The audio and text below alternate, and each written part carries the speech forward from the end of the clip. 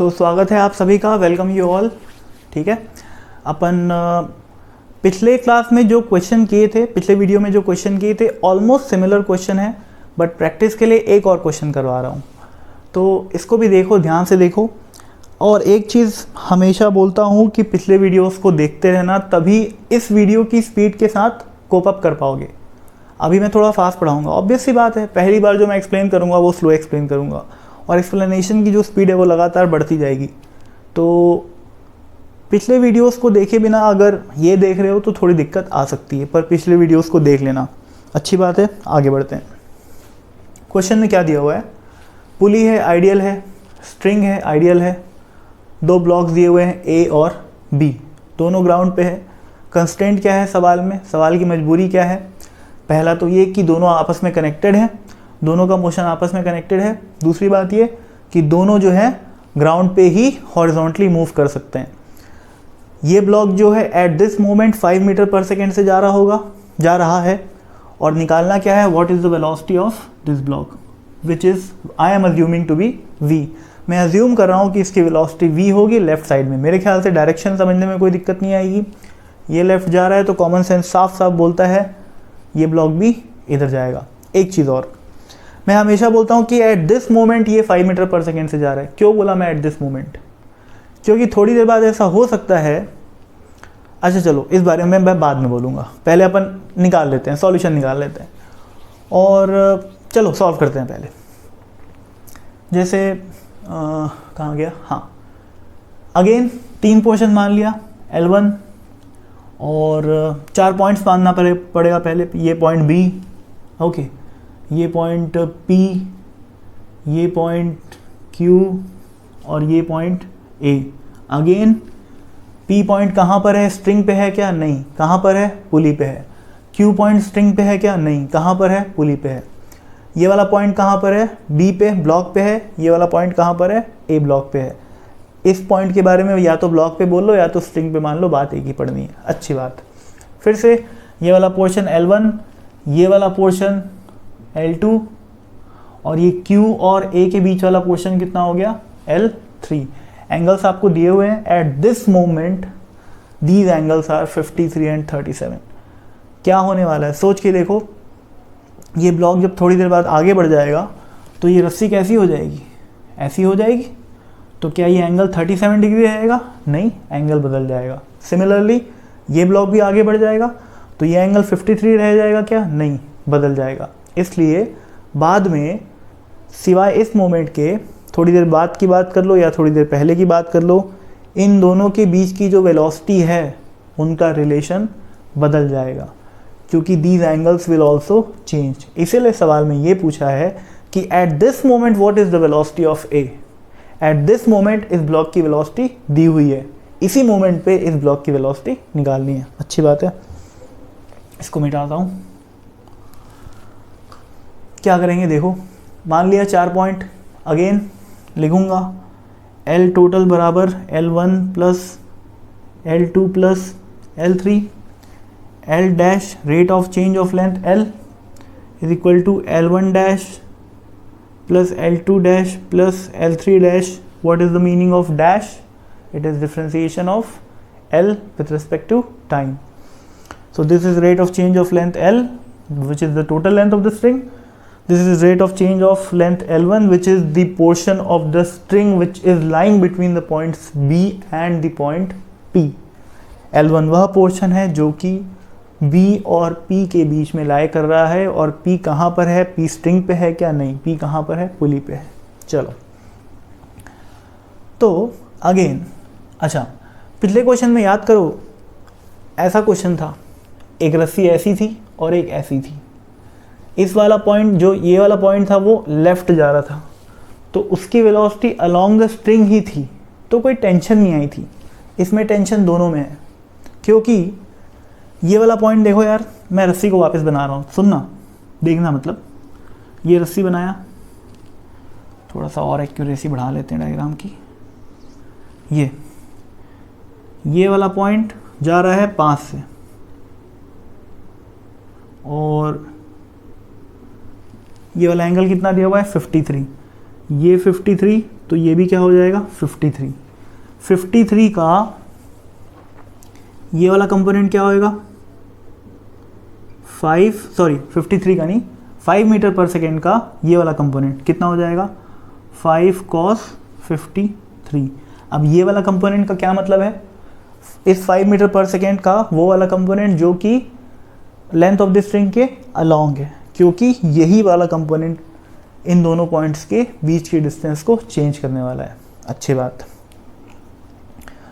ये वाला पॉइंट क्या कर रहा है, ये पॉइंट ए है, ये पॉइंट अपन माने हैं कि v वेलोसिटी से लेफ्ट जा रहा है, और मे को किससे मतलब है, अच्छा ये एंगल कितना दिया हुआ है अपने को 37 डिग्री, तो मे को मतलब है कहाँ गया, हाँ इस v का इस कंपोनेंट से जो कि कहाँ लाई कर रहा है, which is lying along the length of the string, which will become what v cos 37 degree. तो देखो यार साफ साफ दिख रहा होगा कि अपने को आगे क्या करना है। मेरे ख्याल से आप लोग को समझ में आ रहा होगा क्या करना है आगे। L1 डैश 0 होगा as always, L2 dash which is fix because P and Q are fix, so the portion of the string which is lying between P and Q will also be fixed।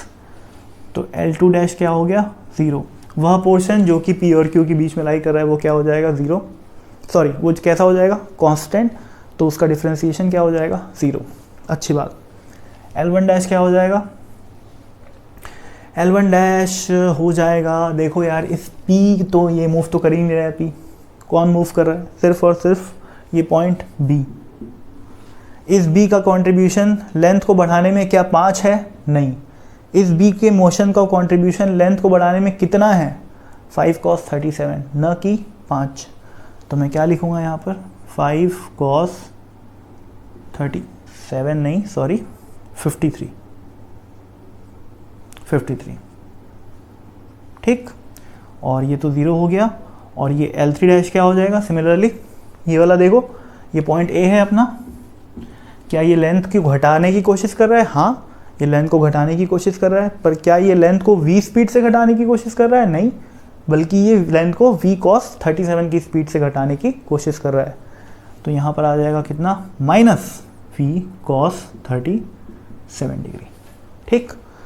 तो मेरे ख्याल से question में कुछ बचा नहीं है अब। 0 = 5 cos 53 कितना होता है 3/5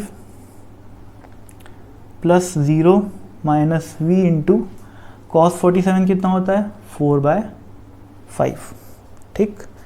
तो ये 5 और 5 कट जाएगा, और v की वैल्यू क्या हो जाएगी 3/4 मीटर पर सेकेंड। कुछ कैलकुलेशन में गड़बड़ी थोड़ी ना भाई, सॉरी कुछ है गड़बड़ी, नहीं ये 5 और ये 5 गया, ये -3 इधर आ गया, 3/4, हाँ बिल्कुल सही है। नहीं यार सॉरी इतनी बड़ी गलती कैसे कर सकता हूँ। तो देखो यार इस 5 और इस 5 को काट लो, तो v बराबर है भाई, देखो ये जो 3 है ये इधर आके क्या बन जाएगा -3 और 5 कितना हो जाएगा -15, -15 में माइनस और माइनस कट जाएगा, 4 नीचे आ जाएगा, कितना बचा 15/4 मीटर पर सेकेंड। कैलकुलेशन देख लो यार, कोई बात नहीं है ना, खुद भी कर लेना, कोई बड़ी बात नहीं, कैलकुलेशन थोड़ी ना सिखा रहा हूँ यार, वो तो मैथ्स का पार्ट है, ठीक। गड़बड़ी हो जाती है कभी कभार, माफ़ी चाहता हूँ। चलो अब ये तो हो गया स्टैंडर्ड सोल्यूशन जिसको अपन अच्छे से जानते हैं। पिछले सवाल में ये वाली कहानी कि अपन कंपोनेंट तोड़े थे वो सिर्फ एक बार हुई थी, इस बार ये वाली कहानी कि अपन कंपोनेंट तोड़े 2 बार हुई, इस पॉइंट पे भी इस पॉइंट पे भी। पिछले सवाल में सिर्फ एक बार हुई थी। क्वेश्चन बिल्कुल सेम है, कॉन्सेप्ट बिल्कुल सेम है, मेथड बिल्कुल सेम है, पर एक चीज़ मैं आपको यहाँ पर बताना चाहता हूँ, एक अल्टरनेटिव, एक ओरल तरीका सॉल्व करने का। ये इतना जो मैं परपंच किया, L1 L2 L3 माना, कंपोनेंट तोड़ा, ये वो सब कुछ आसान हो सकता है, छोटा हो सकता है, सुनना कैसे। एक लाइन, 1 लाइन सॉल्यूशन। अगर स्ट्रिंग आइडियल है तो स्ट्रिंग कैसी होगी, मैं यहाँ पर लिख देता हूँ, चलो मेथड 2।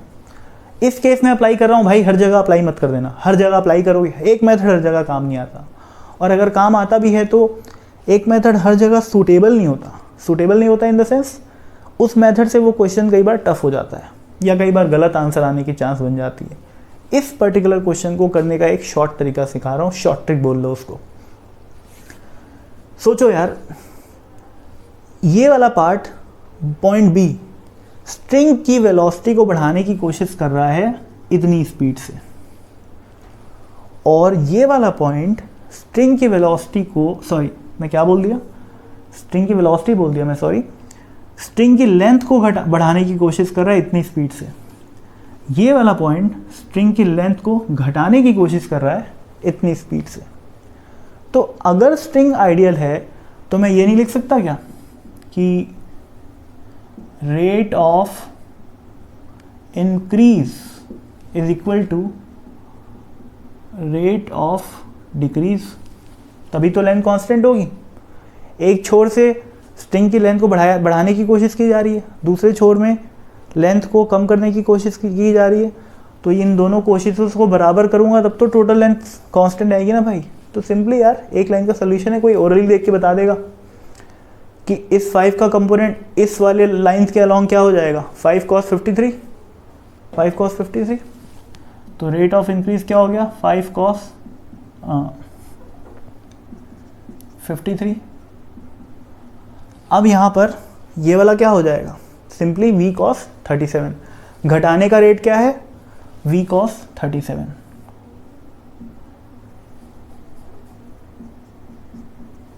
तो वन लाइन सॉल्यूशन आ गया। यहाँ पर जो इक्वेशन बनी और यहाँ पर जो इक्वेशन बनी है सेम आएगी, तो सॉल्यूशन मतलब जो आंसर है वो भी कितना आ जाएगा, सेम, विच इज़ 15/4 मीटर पर सेकेंड। तो भाई ये वन लाइन सॉल्यूशन हो गया बिल्कुल। अब कोई ये बोलता होगा सर यहाँ तो आप लिखे हो रेट ऑफ डिक्रीज पर आप यहाँ पर माइनस साइन नहीं लगाए हो। माइनस साइन नहीं लगाएगा यहाँ पर, क्योंकि मैं ऑलरेडी बोल रहा हूँ रेट ऑफ डिक्रीज। मैं रेट ऑफ इंक्रीज के मैग्नीट्यूड को इक्वेट कर रहा हूँ किससे, रेट ऑफ डिक्रीज के मैग्नीट्यूड को। यहाँ पर इक्वेशन दूसरी है, ठीक है ना। यहाँ पर मैं क्या किया हूँ, चेंज होने के रेट्स को ऐड किया हूँ।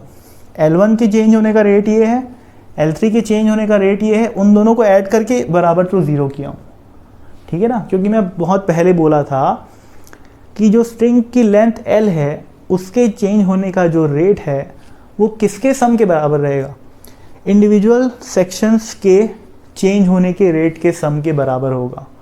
ये इस लाइन से आया है। ये मैथमेटिकल मॉडलिंग जो मैं किया हूँ, ये मैथमेटिकल जो मैं इक्वेशन लिखा हूँ वो उस स्टेटमेंट से आया। यहाँ पर मैं कौन सी स्टेटमेंट यूज़ किया कि रेट ऑफ इंक्रीज का जो वैल्यू है, का जो मैग्नीट्यूड है, that will be equal to the rate of decrease. दोनों में थोड़ा सा फ़र्क है, इस वजह से यहाँ पर माइनस साइन नहीं आएगा। तो प्लीज़ कंफ्यूज मत होना, जो मैं बोला हूँ उसको सोचो कि माइनस साइन क्यों नहीं आएगा। थोड़ा सोचना पड़ता है यार खुद से। कोई प्लीज़ ये मत एक्सपेक्ट करना कि कोई आपको चांदी की थाली में बिल्कुल जो है परोस देगा फिजिक्स और आप बिल्कुल उसको खा लोगे और समझ में आ जाएगा, ऐसा नहीं होता। थोड़ा तो सोचना पड़ता है, थोड़ा दिमाग लगाना पड़ेगा, ठीक है। सॉल्यूशन एक बार ना समझ में आया तो दूसरी बार देख लेना, समझ में आएगा। 15/4 वहाँ से भी आ गया, 15/4 यहाँ से भी आ गया, बिल्कुल सिंपल है। तो अपन अब मिलते हैं अगली क्लास में। आई होप आप लोगों को ये भी समझ में आया होगा, ठीक है। Thank you.